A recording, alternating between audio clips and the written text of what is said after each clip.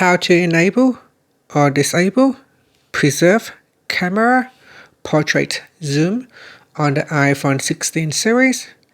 First, let's go back to the home screen by swiping up at the bottom of the screen. From the home screen, tap on Settings. Then in the Settings page, we scroll down and tap on Camera. Next, scroll down and tap on Preserve Settings. Then in here, scroll down.